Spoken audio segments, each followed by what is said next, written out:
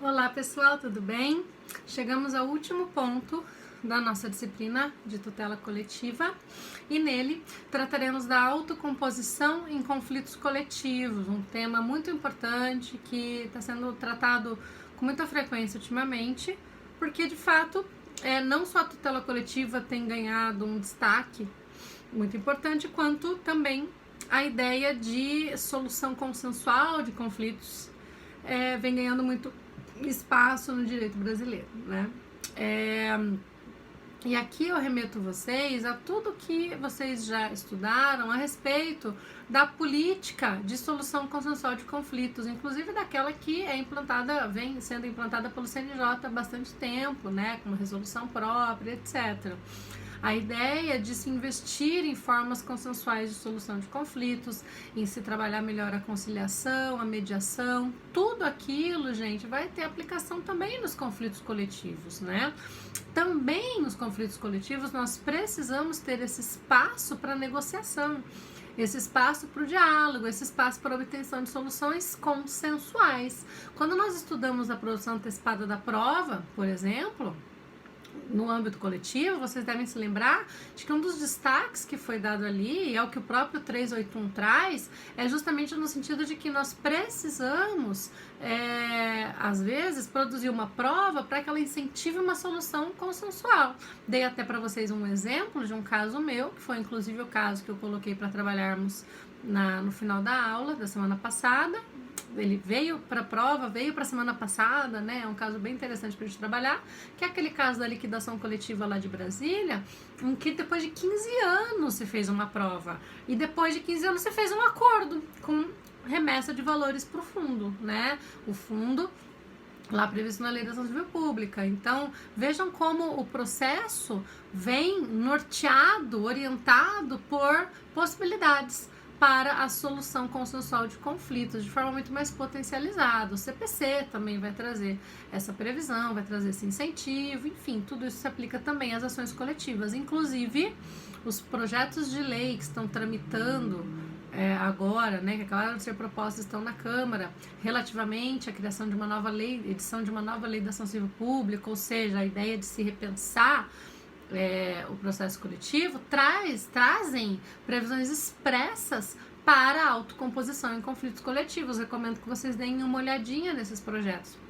Eles são muito interessantes e ali também vai aparecer, e o 4441, por exemplo, traz uma série de artigos, um capítulo próprio voltado à autocomposição em conflitos coletivos. Então é bem importante que vocês olhem também para esse projeto para ver como que a regulamentação dele está aparecendo lá. Eu vou até colocar os PLs para vocês darem uma olhadinha, ok? Bom, qual que é o problema e por que é um tema que precisa de um tratamento com um olhar um pouco especial para os conflitos coletivos? Porque quando nós falamos em ações coletivas, nós estamos tratando de um certo grau de indisponibilidade dos direitos, gente. Seja porque eu estou diante de direitos que são efetivamente indisponíveis, e quando eu falo do meio ambiente, quando eu falo da proteção da propaganda feita contra que pode prejudicar crianças, enfim, né? Quando eu falo aí de uma série de exemplos de direitos difusos ou mesmo de coletivos em sentido estrito, eu estou falando de direitos que são propriamente indisponíveis, mas mesmo quando eu falo dos direitos individuais homogêneos, ali também eu tenho um grau de indisponibilidade, porque embora eles sejam disponíveis, embora eles sejam direitos individuais e disponíveis, o que vai acontecer é a tutela coletiva desses direitos. Vocês bem sabem disso já estudamos isso aqui. E essa tutela coletiva dos direitos vem por meio de um ente legitimado, que terá que ter representação adequada, mas que não vem falar, defender direito próprio, e sim pleitar em nome próprio direito alheio, hipótese clássica de, não tão clássica assim, mas uma hipótese de legitimação extraordinária, né? Então temos ali sim essa figura desse ente legitimado. Por isso é que o grau de indisponibilidade chega também nos direitos disponíveis, nos individuais homogêneos, justamente porque também com relação a eles, a forma de tutela coletiva acaba por dar este grau de indisponibilidade para esses direitos. E quando nós falamos em indisponibilidade, surgem algumas questões importantes para nós analisarmos, para verificar, afinal de contas, se nós temos ou não a possibilidade da realização de acordos, realização de autocomposição. E aqui uma diferença bem importante, né, gente? Nos textos que eu vou colocar na pasta de vocês, inclusive vocês vão encontrar lá 2 textos bem legais, 3, acho, se eu não me engano. Um do professor Talamini e 1 ou 2 do professor Elton Venturi, em que eles vão falar justamente disso, dessa diferença entre indisponibilidade e negociabilidade, tá? Mesmo direitos que sejam indisponíveis admitem negociação. O direito disponível é aquele de que não se pode renunciar. Porém, pode-se fazer acordo sobre um direito disponível. Vamos sair da esfera coletiva, vamos lá para os alimentos. Numa ação de alimentos, direito indisponível. Mas pode ser objeto de acordo. Eu posso negociar a forma de pagamento, o valor. Eu posso negociar. Então, vejam que uma coisa são direitos indisponíveis e outra coisa são direitos que não admitem autocomposição ou não admitem transação. Não por outra razão, o CPC de 2015, na maioria dos momentos em que ele quer se referir a essa categoria, ele não mais fala em direitos indisponíveis. Ele fala em direitos que não admitem autocomposição. Lá no artigo 190, por exemplo, é o que vai aparecer. Claro que a categoria dos direitos indisponíveis vai continuar aparecendo lá na possibilidade ou não de confissão, de presunção de veracidade em caso de revelia, enfim. Também a indisponibilidade do direito vai nortear muitas das construções, muitas das normas processuais. Porém, para muitos, nós não falaremos mais em direitos indisponíveis, mas sim em direitos que não admitem autocomposição, que é uma categoria muito mais restritiva, muito mais restrita, porque mesmo os direitos indisponíveis podem, observadas determinadas condições, a admitirem autocomposição. É esse o caso dos direitos coletivos e coletivizáveis, gente. Tanto para os difusos, coletivos stricto sensu, quanto para os individuais homogêneos se aplicam essas ideias. A ideia de que, embora haja sim ali indisponibilidade, nós não temos propriamente a impossibilidade de autocomposição.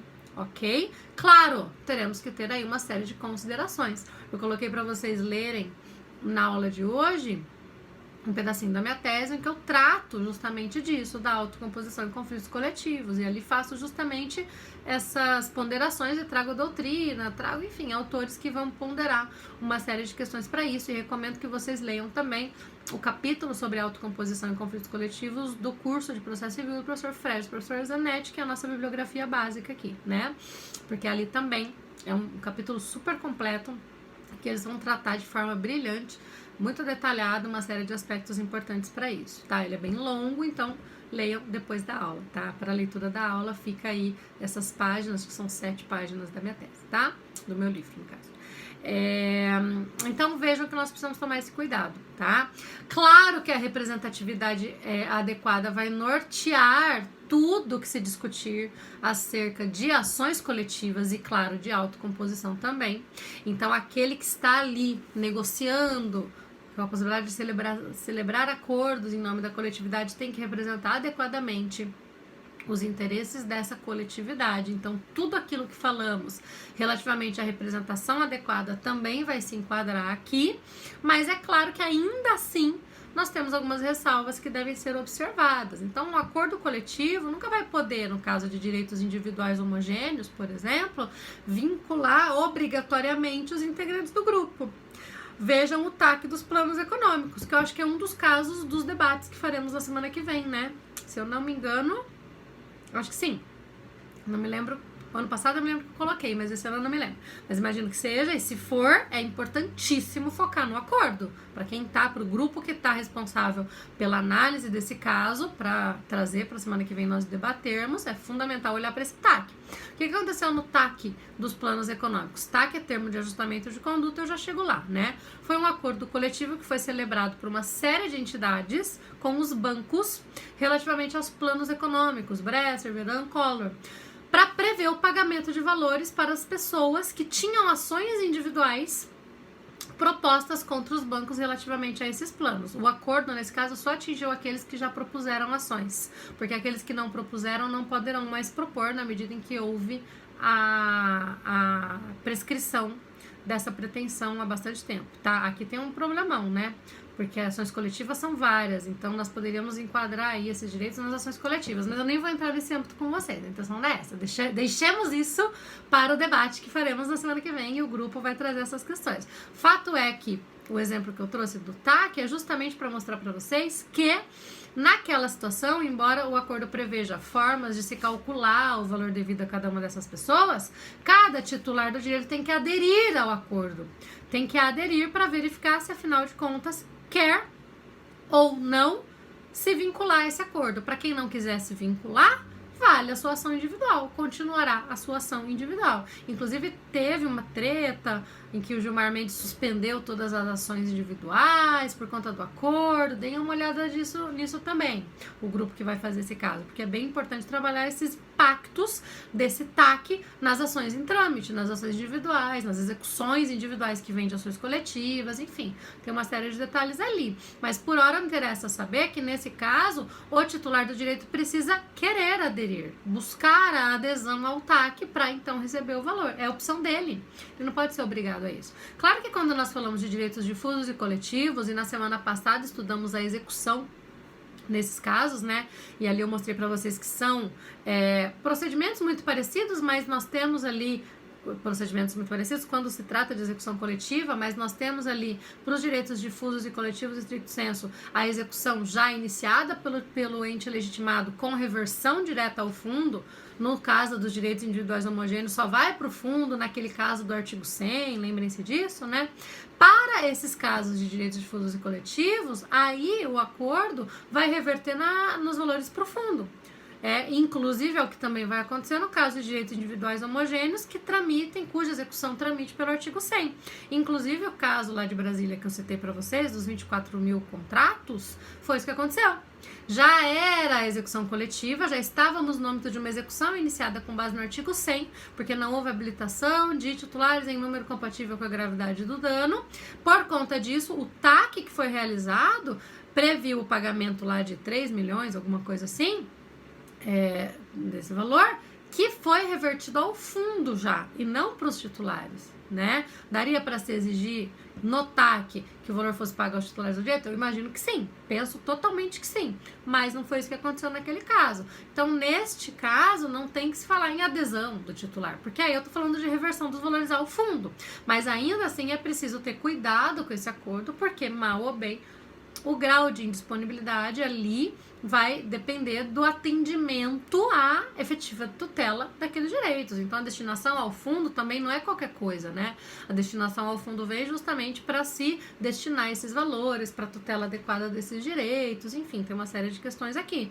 Então, é claro que tudo isso tem que orientar a celebração desses acordos, mas nada impede que eles sejam feitos, pessoal. Só essa ressalva com relação aos individuais homogêneos, que necessariamente vão exigir a adesão dos titulares, para daí sim poderem, então, se beneficiar do acordo. Caso contrário, eles não terão que aderir ao acordo, mais ou menos com aquela ideia do opt-in, do opt-out, que vai se aplicar lá para o estudo da coisa julgada, e aqui teríamos uma opção, então, de opt-in.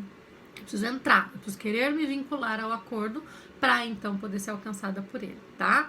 Alguns autores vão defender a possibilidade de que qualquer ente legitimado controle o acordo realizado por outro ente legitimado. Então, se um TAC é realizado, se um acordo é realizado por um ente, haveria a possibilidade de outro discutir aquilo ou de propor uma ação coletiva relativamente àquilo. E aí começa a bagunça do sistema, né? Começa os motivos pelos quais a tutela coletiva não deu certo, e se isso não mudar, não vai dar certo, porque afinal de contas, se eu estou falando de um ente legitimado que está ali em nome da coletividade, representando adequadamente aquela coletividade, realizando um acordo, celebrando um acordo, o mais correto, quer dizer, a única opção correta é que todos os interessados possam, todos os entes legitimados possam estar juntos ali para discutir essas tratativas em benefício daquele grupo, daquela coletividade. Não dá para ficar admitindo que venha um outro e questione aquele acordo, ou que haja depois uma ação coletiva e se ignore aquele acordo. Vocês vão ver que eu cito num dos rodapés ali, inclusive uma decisão da STJ,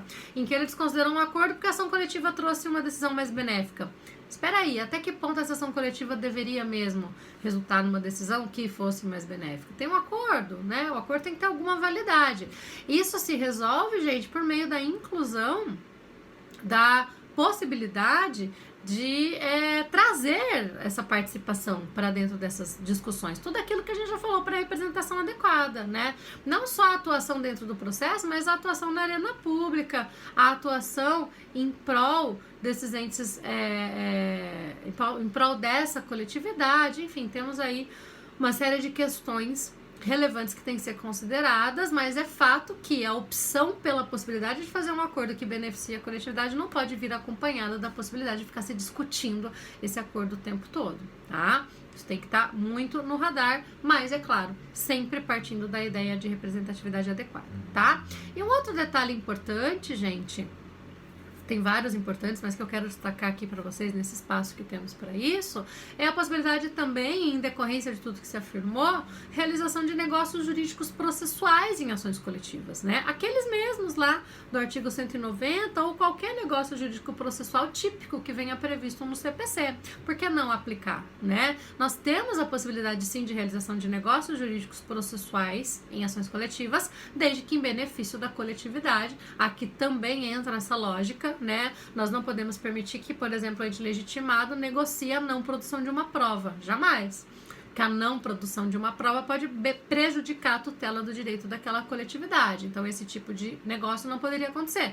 Mas negócios jurídicos processuais que venham a beneficiar a coletividade podem normalmente ser celebrados, sim. Inclusive, uma palestra excelente da professora Suzana Henriques da Costa, em Belém, no Congresso Mulheres do Processo em Belém, que ela tratou justamente dessa temática. Ela encerrou o congresso e tratou justamente dessa temática. Então, vejam como é importantíssimo nós também pensarmos na lógica da autocomposição aplicada aos negócios jurídicos processuais em ações coletivas. Isso é fundamental, isso é bem importante, tá? E aí, pensar nos limites e nos parâmetros para isso, ok, pessoal? Deem uma olhadinha lá na tese, deem uma olhadinha no curso de processo civil do professor Fred, e estava falando de ação rescisória agora há pouco, com base no livro do professor Daniel, agora virei a chavinha. Do curso de processo coletivo do professor Fred e do professor Zanetti, e daqui a pouquinho nos encontramos para aplicar isso na prática, discutindo alguns casos, para que a gente possa aí pensar em alguns parâmetros para autocomposição em conflitos coletivos, ok? Nos encontramos já já. Um beijo.